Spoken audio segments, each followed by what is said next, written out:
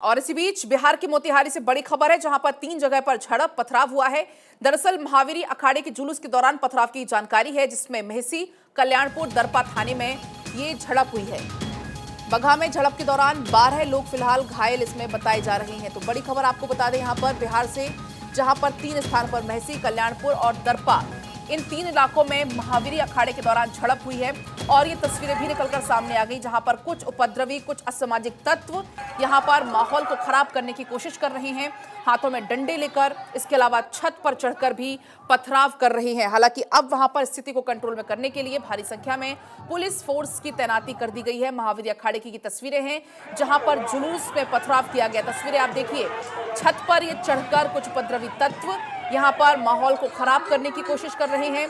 जुलूस पर पथराव यहां पर किया गया। हिंसा के पीछे आखिर किसका हाथ है, ये बड़ा सवाल है कि आखिर हिंसा के पीछे किसका हाथ है, कौन इन्हें उकसा रहा है।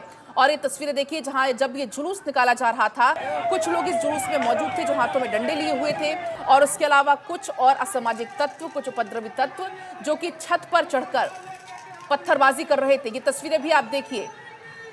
हालांकि अब वहां पुलिस फोर्स की तैनाती कर दी गई है, लेकिन बड़ा सवाल है कि जब जुलूस निकाला जाना था, पहले इसकी जानकारी थी, तो पहले ही पुलिस फोर्स की तैनाती क्यों नहीं की गई, तब जब बिहार के हालात अभी इतने ज्यादा खराब हैं, लॉ एंड ऑर्डर यहां पर ध्वस्त हो चुका है।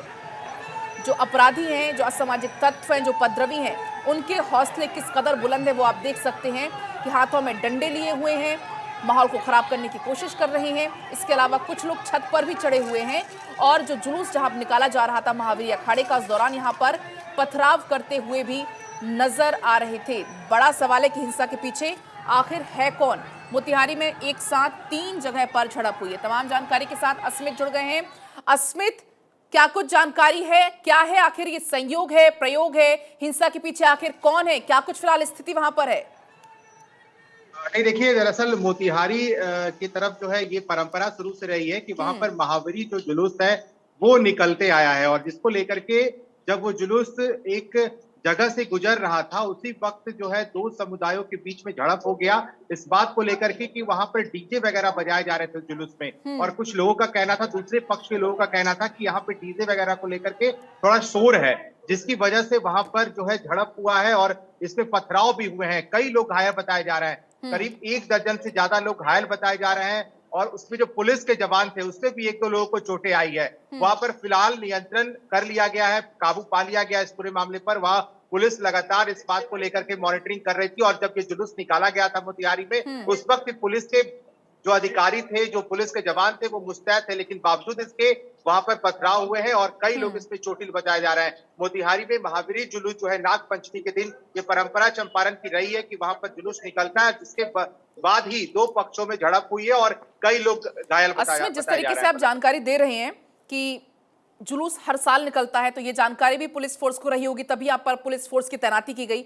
लेकिन पुलिस फोर्स की मौजूदगी में भी जो असामाजिक तत्व हैं, जो कुछ उपद्रवी तत्व हैं, उनमें इतनी हिम्मत कैसे आ रही है कि पुलिस मौजूद है तब भी आप पथराव कर रहे हैं, तब भी आप हाथों में डंडे लेकर आप जुलूस में पहुंचे हुए हैं? बिल्कुल, देखिए, दरअसल जब जुलूस निकलते हैं उस वक्त ये क्योंकि इस वक्त इस बात की जानकारी वहां के पुलिस प्रशासन को होती है, बावजूद इसके वहां पर पुलिस के जवान उस पूरे जुलूस में मुस्तैद होते हैं, क्योंकि हर साल बिहार में देखा जाता है कि जब भी जुलूस निकलते रहे तो ये हिंदू मुस्लिम वाला जो मामला है, माहौल है, वो बनता है, जिसकी वजह से ही ये झड़प होती है। और इसलिए वहां भी पुलिस प्रशासन के इंतजाम किए गए थे, बड़ी संख्या में पुलिस बल की मुस्तैदी थी, लेकिन बावजूद इसके जब मुस्लिम समुदाय के लोग वहां पर खड़े होते हैं और जुलूस वहां से गुजरती है, तभी वहां पर कुछ लोग जो है आपत्ति करते हैं, जताते हैं वो कि किस तरह से डीजे जो है वो लाउड साउंड में बजाए जा रहे थे, और कुछ भी ऐसे मामलों को लेकर के वो इस तरह से व्यवहार वहां पे करते हैं कि पूरा जो माहौल होता है वो एक झड़प का रूप लेता है, और वहां पर दोनों तरफ से पथराव होते हैं, जिसके बाद से हालात को काबू करने में थोड़ा देर होता है, प्रशासन को लगता है, लेकिन बाद में स्थिति को नियंत्रण किए जाते हैं। लेकिन तब तक कई लोग घायल हो जाते हैं, उससे पुलिसकर्मी जो उस जुलूस में शामिल होते हैं उनके भी घायल होने की सूचना मिल रही है। पुलिसकर्मी भी इसमें घायल हुए। हालांकि राहत की बात तो यह है कि फिलहाल स्थिति पर काबू पा लिया गया है, लेकिन अस्मित, बड़ा सवाल यहां पर यह है कि आखिर इनको कौन भड़का रहा है, कौन इनको उकसा रहा है? बिल्कुल, और यही सबसे बड़ी चुनौती रही है, क्योंकि हर साल ये होता है, और नागपंचमी क्योंकि कल था, जिसकी वजह से इस ठीक है, पूरे इसमें तो आपके मामले को पास लेकर लौटती के हूँ। इसी बीच हमारे साथ सम्राट चौधरी जुड़ चुके हैं, बीजेपी अध्यक्ष हैं।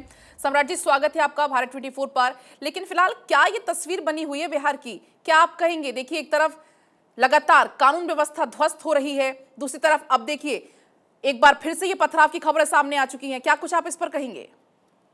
ये अत्यंत दुर्भाग्यपूर्ण वाला दिन रहा कि नाग पंचमी जैसे शुभ अवसर पर और लोगों ने जुलूस निकाला और उस पर पत्थरबाजी हो, इससे बड़ा दुर्भाग्य कुछ नहीं हो सकता है। नीतीश कुमार जी से अब बिहार नहीं संभल रहा है और बिहार में जो स्थिति उत्पन्न हुई है वो एकदम लॉ एंड ऑर्डर पूरी तरह फेल हो चुका। शासन नाम का कोई चीज रह नहीं गया। भ्रष्टाचारी रोड पर खड़े हैं और बालू माफिया और शराब माफिया के हाथ में सरकार चली। तो जो स्थिति है उससे बड़ा स्पष्ट झलकता है कि बिहार में लोकतंत्र खतरे में है और कोई धार्मिक पूजा भी नहीं कर सकता। ये स्थिति, अब कोई जुलूस नहीं निकलता है।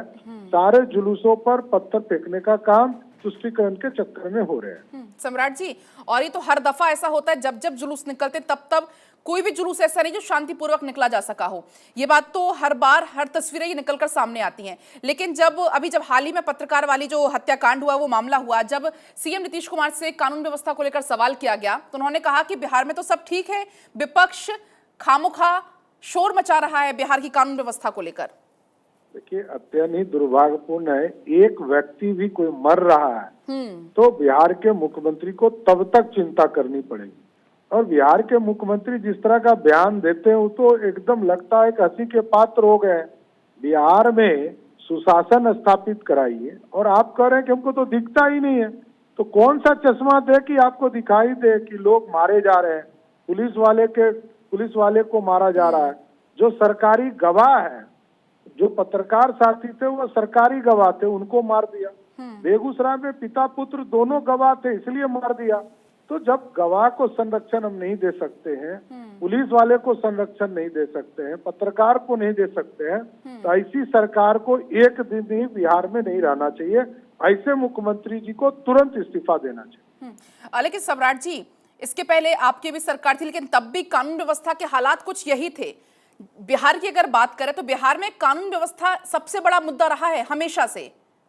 ये भारतीय जनता पार्टी जब भी सरकार में रही है, नीतीश कुमार जी को पूरी फ्री हैंड देने का काम किया। आज क्योंकि उनके साथ लालू प्रसाद जी हैं, तो लालू जी के साथ जो लालू जी की अराजकता वाली पूरी टीम है, वो उनका पूरा राज चल रहा है। आज अपराधी, बालू माफिया, शराब माफिया, जमीन माफिया, सारे लोग गवर्नमेंट में काम कर रहे हैं क्योंकि भ्रष्टाचारी ही डिप्टी सीएम है और जो सुपर पावर है वो पंजीकृत अपराधी है।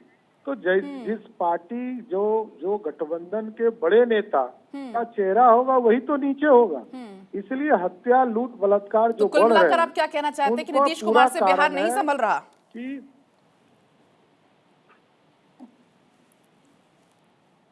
सम्राट जी, चलिए, बहुत बहुत शुक्रिया आपका तमाम बातचीत के लिए, भारत 24 को समय देने के लिए।